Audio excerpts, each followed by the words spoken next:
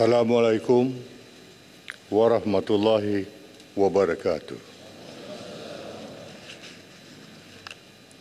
Dengan nama Allah yang Maha Pemurah, lagi Maha Mengasihani. Segala puji bagi Allah, Tuhan pentadbir seluruh alam. Selawat dan salam kepada junjungan besar kita, Nabi Muhammad, Sumul Mulia Rasul, serta keluarga dan para sahabatnya sekalian. Yang di-Pertua Dewan Negara, Yang di-Pertua Dewan Rakyat, ahli-ahli Dewan Negara dan Dewan Rakyat, saudara-saudari yang saya hormati sekalian. Alhamdulillah,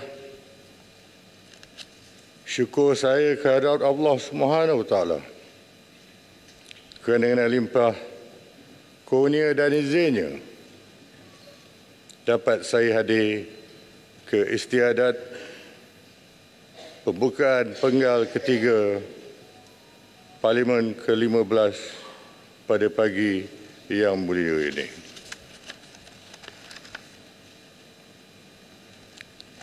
Istiadat hari ini amat bermakna buat saya, kerana ini merupakan kali pertama saya datang ke bangunan Parlimen ini setelah mengangkat sumpah sebagai Yang di-Pertuan Agong yang ke-17 pada 31 Januari yang lalu. Pada kesempatan ini, saya menzahirkan ucapan setinggi-tinggi penghargaan kepada Kebawah Duli Yang Maha Mulia Sultan Pahang dan Tengku Puan Pahang yang telah menaungi negara dan rakyat jelata selama 5 tahun yang lalu dengan adil dan bijaksana. InsyaAllah dengan limpah kurnia serta izinnya, saya akan memikul amanah yang diberikan dengan jujur dan ikhlas dan meneruskan pemerintahan yang mengutamakan kemakmuran negara dan kesejahteraan hidup rakyat. Tahniah saya ucapkan kepada Perdana Menteri dan barisan anggota pentadbiran kerajaan yang telah mentadbir negara dengan sempurna.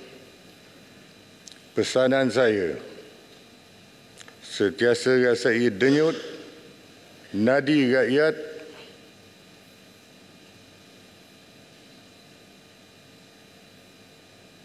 kerana menjadi kewajipan kerajaan untuk membela nasib rakyat.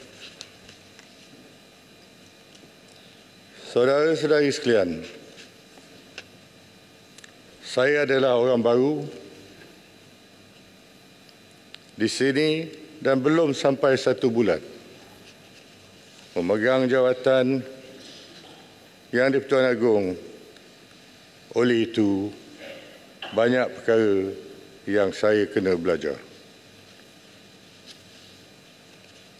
Ucapan saya hari ini lebih halus kalau dibandingkan dengan ucapan saya di Johor. Saya bagi peluang supaya tidak ada yang tersinggung, tapi akan datang harap-harap berjaga-jaga.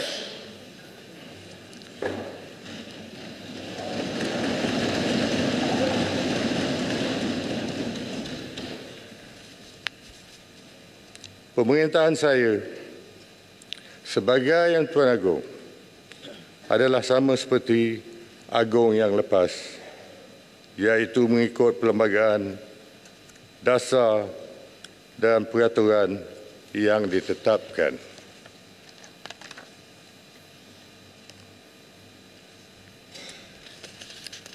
Kedudukan saya di sini adalah bagi menjalankan tanggungjawab dan memikul amanah raja-raja untuk memastikan kedaulatan tanah air, kemakmuran negara dan kesejahteraan hidup rakyat akan sentiasa terpelihara. Oleh itu, saya menyeru kepada semua pihak, sama ada yang duduk sebelah kanan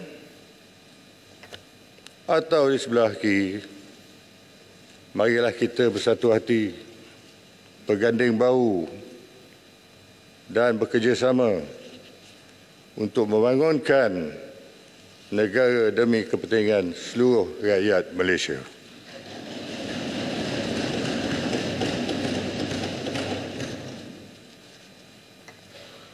Di mata saya, kejayaan atau kegagalan negara ini bukan terletak di bawah Perdana Menteri sahaja, tetapi semua 222 ahli Dewan Rakyat telah diamanahkan oleh rakyat sebagai wakil mereka dalam kerajaan. Semua pihak sedia maklum, keutamaan saya adalah keadaan hidup lebih 33 juta rakyat Malaysia di luar sana. Oleh itu, saya berharap semua ahli yang berhormat akan menumpukan usaha untuk membela nasib hidup mereka, bukannya untuk kepentingan parti politik atau diri sendiri. Ingin saya tegaskan di sini, yang saya tidak akan melayan sebarang permintaan daripada mana-mana pihak yang cuba menggugat kestabilan politik negara.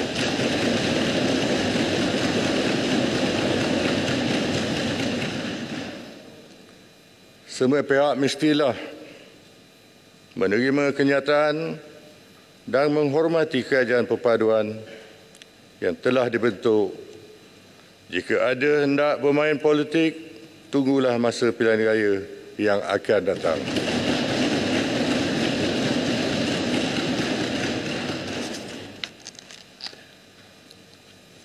Saudara-saudari sekalian, suka saya ingatkan bahawa Parlimen ini adalah tempat para pengubal undang-undang berhimpun untuk membuat peraturan, dan yang berhormat semua adalah para pengubalnya. Oleh itu, adalah tidak masuk akal jika pengubal itu sendiri gagal untuk mematuhi peraturan yang dibuat.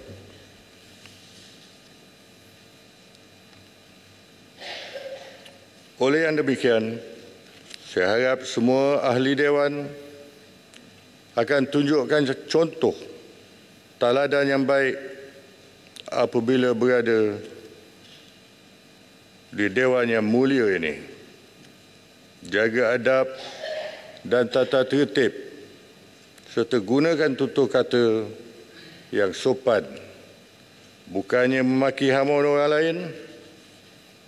Kalau tengok perangai ahli Dewan sebelum ini, saya pun rasa malu hendak masuk ke Dewan ini.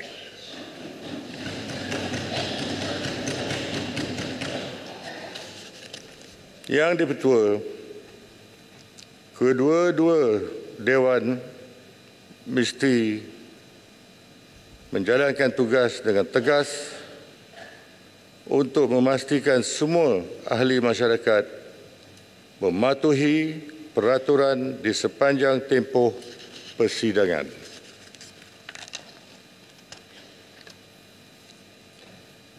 saya berikan green light kepada Speaker untuk ambil tindakan kepada ahli-ahli yang melampau batas. Boleh kenakan ban 14 hari jika ada yang masih degil.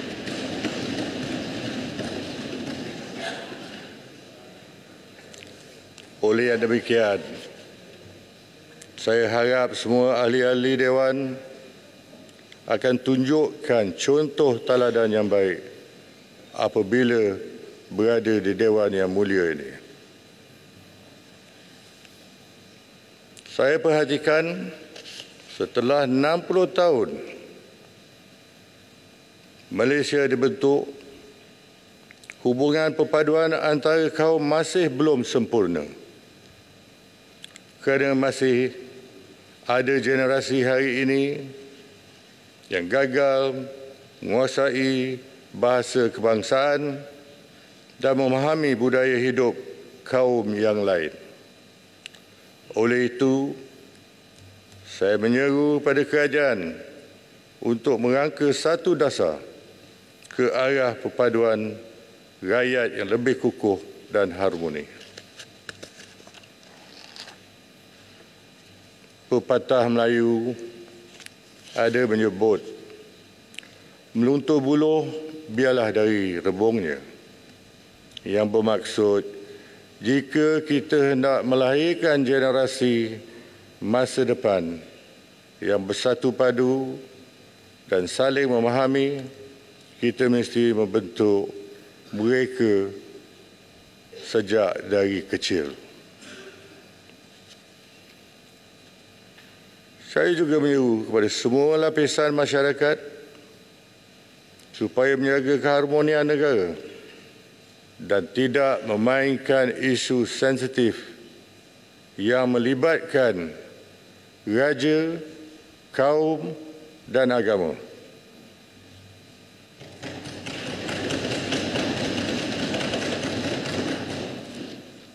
Perlembagaan telah mengiktiraf Islam sebagai agama rasmi Malaysia dan akan terus kekal dipelihara.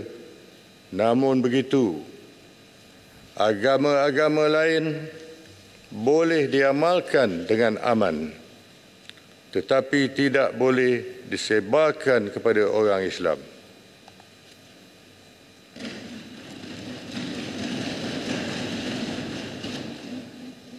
Oleh itu, janganlah ada mana-mana pihak yang cuba menggugat atau mempolitikkan asas perlembagaan ini.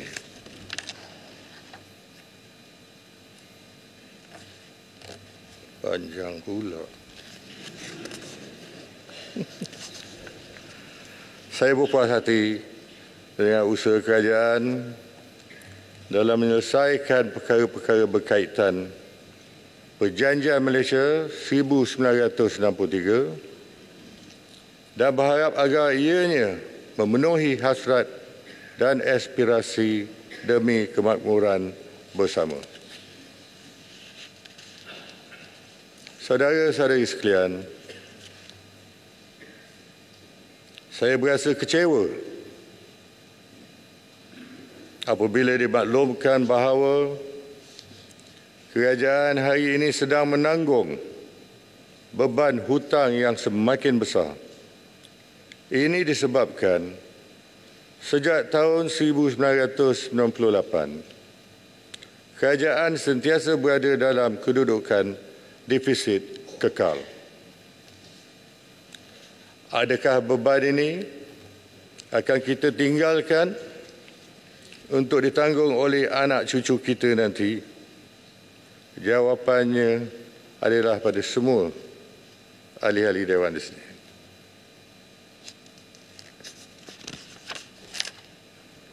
Keadaan kewangan kerajaan yang telah lama lemah akan menyukarkan kerajaan untuk melaksanakan projek pembangunan baru atau memberikan suntikan keuangan bagi merancakkan pertumbuhan ekonomi. Oleh itu, saya menyokong hasrat kerajaan untuk segera mengambil langkah penjimatan termasuk melaksanakan pemberian subsidi secara besar-besaran. Selain dari itu, dasar-dasar baru yang lebih menyeluruh perlu diterus diperkenalkan, antaranya pengenalan kepada Akta Kewangan dan Tanggungjawab Fiskal 2023 yang merupakan satu langkah kem pembaharuan bagi meningkat urus tadbir pengurusan kewangan awam supaya lebih terus dan bertanggungjawab. Saya juga akan meneliti perbelanjaan kerajaan dan memastikan setiap cadangan perbelanjaan adalah untuk perkara yang betul-betul diperlukan. Saya berharap semasa pemerintahan saya ini, kerajaan akan berjaya memperolehi lebihan fiskal setiap tahun.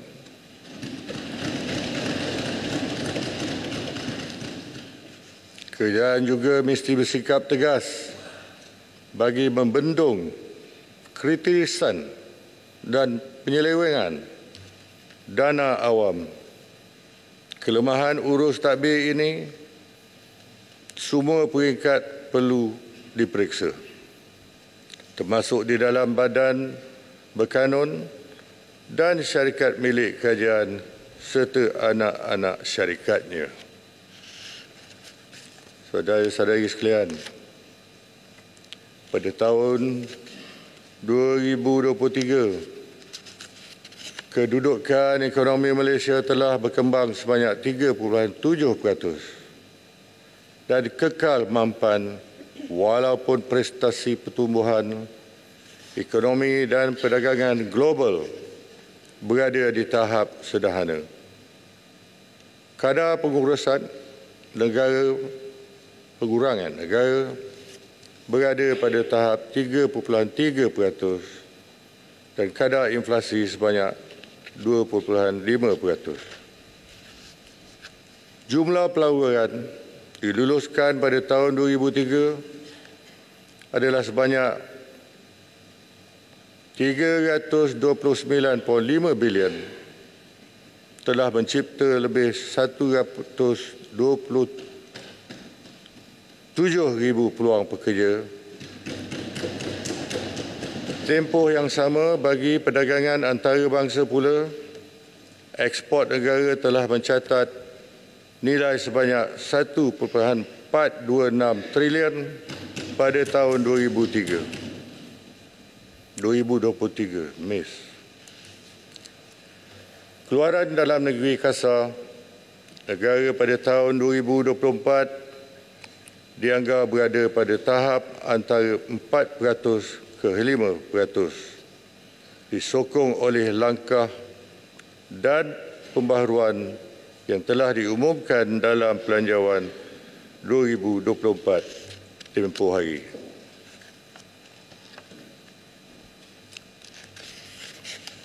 Sebagai langkah jangka sederhana, kerangka ekonomi madani memperkasakan rakyat yang telah dilancarkan adalah komitmen kerajaan untuk merancang dan menginfrastruktur semula aktiviti ekonomi serta pelaburan.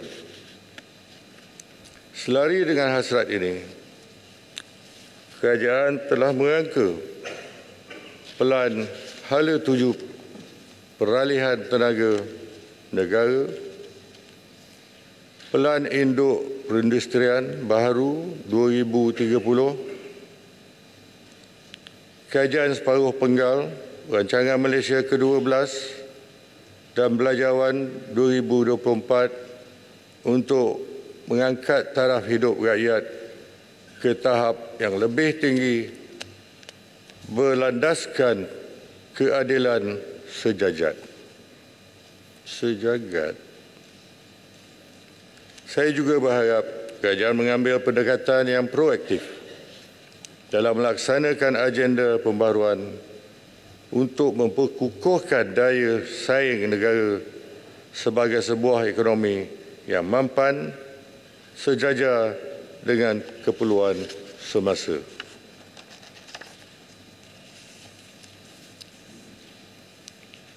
Kerajaan juga perlu menyediakan insentif yang menarik dan memudahkan segala urusan melalui tadbir urus yang cekap. Polisi yang dibuat di peringkat persekutuan juga hendaklah disesuaikan dengan keadaan persekitaran di negeri-negeri kerana setiap negeri mempunyai keadaan yang berbeza-beza, terutama dalam sektor pembangunan hartanah. Saudara-saudari sekalian, peningkatan taraf sistem pendidikan tinggi dalam negara telah melahirkan ramai graduan yang bermutu tinggi, namun peluang pekerjaan ditawarkan pada masa ini adalah tidak setaraf dengan kelayakan yang mereka miliki. Oleh yang demikian, kerajaan perlu berusaha menarik pelaburan bernilai tinggi supaya peluang pekerja yang dihasilkan akan memberi pendapatan yang berpatutan. Di kesempatan ini, saya menyeru semua pihak agar memanfaatkan Tahun Melawat Malaysia 2026, pemilihan Malaysia sebagai pengerusi ASEAN pada tahun 2025 juga akan membuka peluang ekonomi bagi menjadi sumber pendapatan selain mempromosikan budaya dan warisan negara kepada para pelancong yang berkunjung kelak. Oleh kerana kos import yang semakin tinggi, kerajaan hendaklah meningkatkan usaha dan galakkan untuk pengeluaran barangan dalam negara, terutama bekalan makanan harian dan bahan mentah. Oleh itu, meningkatkan pengeluaran makanan hendaklah dibuat lebih tersusun agar jaminan makanan negara mencapai sasarannya. Pada masa yang sama, pelbagai program untuk membantu petani, peternak dan nelayan perlu ditingkatkan agar penghasilan dan pendapatan mereka berada di tahap yang tinggi.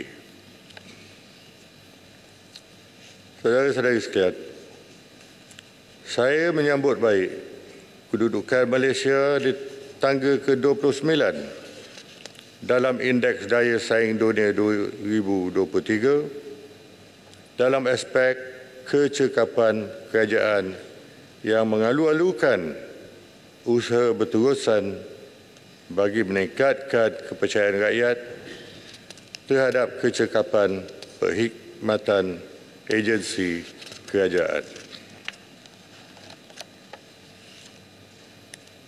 Jentera kerajaan mestilah meningkatkan kecekapan dan mengamal prinsip kerja berintegriti supaya pembangunan ekonomi dapat dicapai dengan jayanya. Saya tidak suka dengan sistem yang banyak red tape. Oleh itu, kecekapan proses kerja tadbir urus setiap agensi kerajaan mestilah sentiasa dinilai dan ditingkatkan.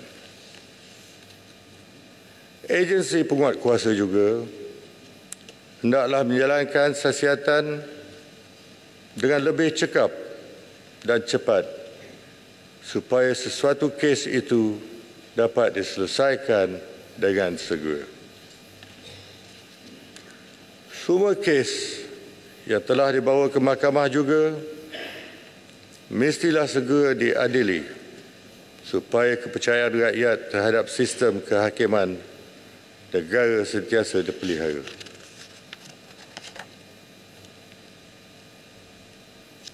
Saudara-saudari sekalian, pendirian Malaysia dalam mendukung keamanan dan menentang keganasan harus disuarakan dengan lebih tegas di peringkat antarabangsa. Selain itu, ada di peringkat ASEAN maupun dunia, Malaysia perlu terus aktif berperanan dalam memupuk semangat perpaduan dan memacu kemajuan, mengambil kira cabaran geopolitik di perkembangan serantau. Malaysia perlu tegas menyuarakan pendirian isu Palestin dengan menggesa supaya gencatan senjata segera dilaksanakan dan bantuan kemanusiaan kepada penduduk Gaza dipercepatkan.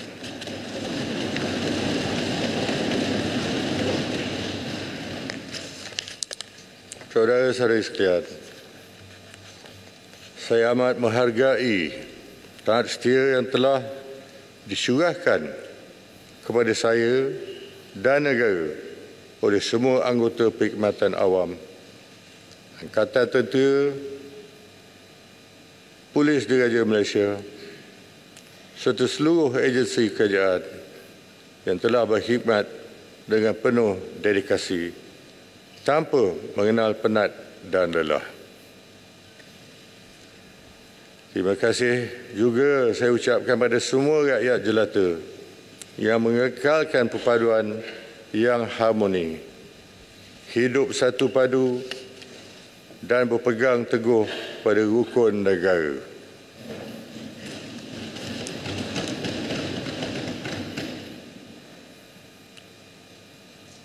Saya takut ada juga yang tertidur kalau panjang sangat ni, jadi saya pendekkan sikit. Akhir kata, marilah kita berdoa kehadrat Allah Subhanahu Wa Taala. Semoga negara Malaysia dikurniakan rahmat dan keberkatan, kekal aman, maju dan makmur.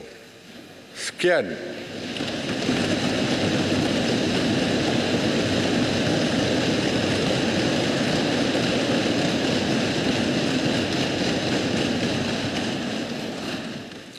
Sekian wabillahi taufik wa hidayah.